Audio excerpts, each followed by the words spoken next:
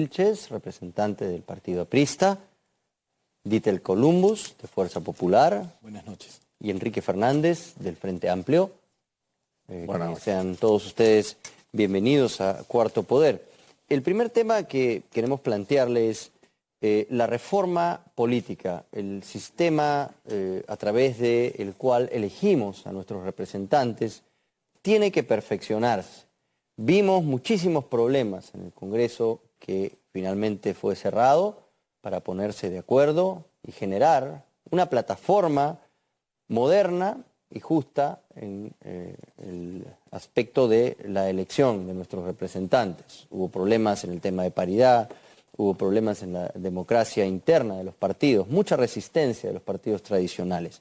Quisiéramos empezar con usted, Nidia, para que nos explique cuál será la postura del partido que usted representa en este nuevo Congreso de ser elegido.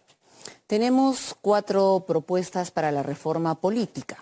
Una es restituir la bicameralidad en el Congreso de la República con el mismo presupuesto que hasta el momento tiene el Congreso para el año 2020, 649 millones de soles, fortalecer el servicio parlamentario, disminuir el personal que tiene cada uno de los congresistas, de tal manera que podamos tener una Cámara reflexiva y mejores leyes que sirvan para solucionar los problemas de la población.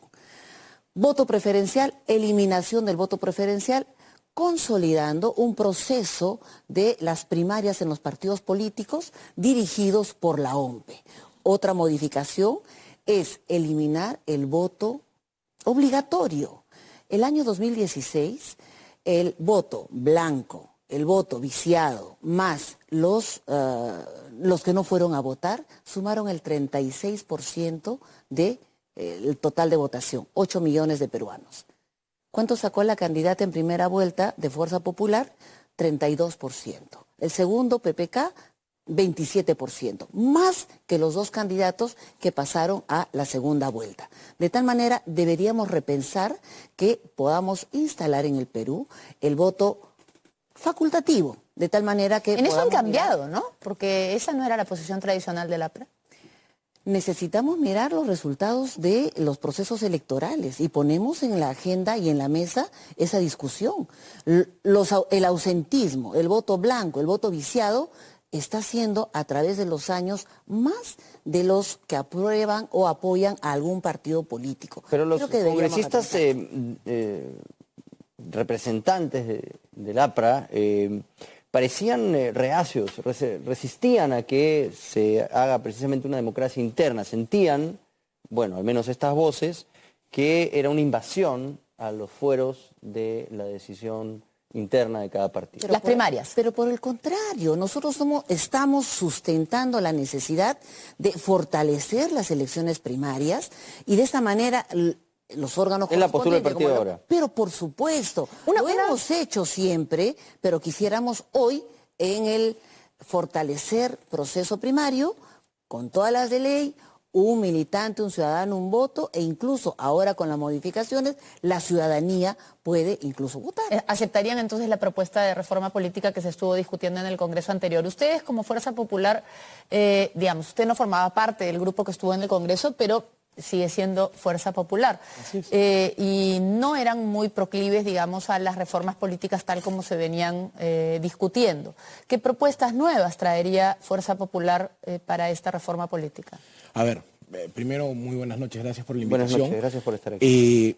A ver, nosotros como propuesta política estamos abiertos a discutir y dialogar todo tipo de propuesta que se plantee, desde las más grandes y rimbombantes hasta las más quizá pequeñas, pero también muy necesarias. La bicameralidad es necesaria, creo yo, y es un tema discutible, pero una bicameralidad planteada de forma inteligente y que sea funcional, ¿no? Porque solamente decir de que la normativa va a mejorar porque vamos a tener 2 cámaras, no es verdad, ¿no? ¿Pero tiene una postura respecto a eso o no? Que sí, que vamos a discutir abiertamente. ¿Pero van a apoyar la bicameralidad, el retorno a la bicameralidad? Porque hubo un referéndum hace poco donde se rechazó, ¿no? Justamente a eso quería llegar, Sol, ¿no?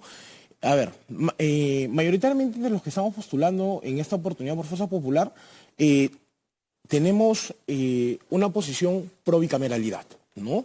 pero también queremos escuchar la posición de otras fuerzas políticas que plantean que se mantenga, y de incluso de nuestros propios compañeros de lista, que plantean la necesidad o se mantenga el unicameralismo.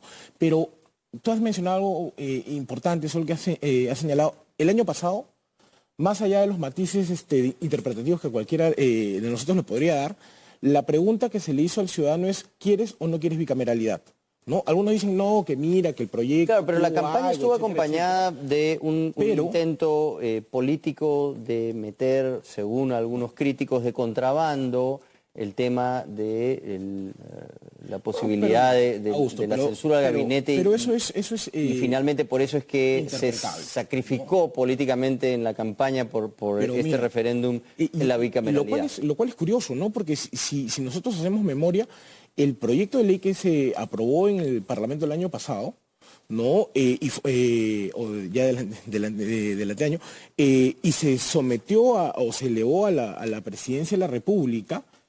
Primero fue, celebrado por el jefe de Estado, y que además, proyecto que contó con el voto en el Parlamento de su premier, que era en ese momento César Villanueva, y del actual premier, que en ese momento era el ministro de Justicia. Entonces, el asesor político del gobierno, el premier, y el asesor jurídico del gobierno, el ministro de Justicia, actual premier, estuvieron de acuerdo. Pero por eso yo digo, más allá de las interpretaciones que le podamos dar, la pregunta puntual que se le hizo a la ciudadanía fue: ¿quieres bicameralidad? ¿Sí o no? No se le preguntó con... Y la ciudadanía dijo no. Y dijo no. Entonces, lo que tenemos que ahora ver en este nuevo Parlamento es conversar abiertamente con otros especialistas, con el partido aprista, con el partido que representa a Enrique y con todas las fuerzas que compongan el Parlamento, para ver cómo se va a afrontar este tema, porque también es cierto que hay una norma que te dice que las reformas aprobadas por referéndum no se pueden tocar en los próximos 3 años de aprobada, si es que hay una ley, salvo que se haga un nuevo referéndum o se haga una nueva modificación constitucional en 2 legislaturas consecutivas, ¿no? Entonces, ese escenario político también tiene que ser incorporado. No es tan sencillo decir bicameralidad, pero quizá, si me permite, Sol, terminar. Es que hay que ser muy precisos porque tenemos poco tiempo, y justamente por eso es importante que los votantes sepan por qué va a votar usted. Por eso le pregunto, para terminar con su participación, lo que me ha quedado claro es que usted votaría a favor de la bicameralidad. Así es. Independientemente de las conversaciones. Vamos solamente entonces para apreciar le toca al señor Fernández. Un temita nada más. Tan importante como el tema de la bicameralidad es, por ejemplo, analizar cómo vamos a simplificar la burocratización de la normativa electoral, para evitar justamente... Lo que pasa es que tenemos temas y cada uno tiene que tocar el mismo tema para saber cómo van a votar respecto a esos temas que son importantes. Señor Fernández, ustedes como Frente Amplio, ¿van a votar a favor de la bicameralidad si se plantea esta reforma nuevamente, o cree que se debe respetar el resultado del referéndum, teniendo en cuenta que ha pasado muy poco tiempo y que estrictamente se supone que no debería modificarse en tan poco tiempo? Ya se votó y hay que respetar lo que decidió la gente. Nos guste o no nos guste, hay que pensar, aprender a respetar lo que decide la gente, nos guste o no nos guste. Ahora bien, ustedes... Eso es un caso cerrado en ese aspecto por ahora. ¿Y el resto de la propuesta el resto de la Frente Amplio por la reforma política? La reforma política estamos 100% a favor. Los partidos tienen que ser partidos políticos, no pueden ser vientres de alquiler. ¿Cree entonces, por ejemplo, en la realización de elecciones primarias en las cuales participe toda la ciudadanía? Creo que los militantes de la organización tienen derecho a decidir el rumbo de su organización y quiénes lo representan mejor, a través de procesos internos. Pero en la propuesta que se debatió no eran los militantes. Lo singular de la propuesta, lo que sería novedoso en nuestro país, era que toda la ciudadanía tenía que ir a votar, y podía votar, por ejemplo, alguien que no fuera militante de su partido. En algunos casos se hizo así, pero por ejemplo, para nosotros, eso fue de excepción. La regla es un militante, un voto. Bueno, pero... y son los militantes los que tienen que decidir. Ahora, la gran discusión, ¿quiénes son los militantes de la organización? Porque acá hay organizaciones de fachada, de nombre, que alquilan políticos y políticos que alquilan partidos. Esa es la realidad. Ahora no la quieren ver, pero yo creo que hay que ir a la formalización de las organizaciones para saber específicamente con quiénes estamos tratando. Una reforma interesante que he encontrado en el programa que ha publicado Transparencia de ustedes, una reseña breve del programa de ustedes, es el tema de promover la renovación parcial del Congreso, algo que probablemente hubiera evitado lo que hemos tenido que vivir hace poco. Es decir, que en lugar de durar 5 años, el Congreso se renueve a la mitad. Mire, hay que buscar rápidamente qué piensa cada uno. Hay que buscar los mecanismos precisamente para que se democratice más el país. Yo creo que las últimas reformas no han estado orientadas hacia eso. Recordemos. No, pero eso dice, perdone, eso sí, dice el programa de Frente Amplio. Está bien, está bien. No, me llama la atención que diga hay que buscar. Pensé que usted estaba de acuerdo con el programa. Estoy de acuerdo con la propuesta, pero no somos el país completo. Es una propuesta que hacemos para discutirla, porque lo que le estoy diciendo es que precisamente por ser las características que tienen los partidos no se puede implementar algunas cosas.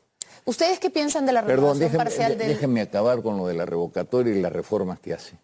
Acá se revocaba al funcionario elegido, que no, ya sea alcalde, regidor, que no cumplía con sus obligaciones al primer año. No nos eliminaron la revocatoria, pero dijeron ahora la revocatoria a partir del tercer año. ¿Qué revocatoria puede haber para destituir a un funcionario cuando su periodo es por 4 años? Es decir, so pretexto de estar renovando las cosas, nos van quitando los derechos. Vamos a hacer una pausa ahora, pero tratemos de no desviarnos de los temas que va a tocar este Congreso, que es un Congreso con poco tiempo y que va a tener que concentrarse en algunos aspectos específicos. Muchas gracias. Hacemos una pausa, regresamos.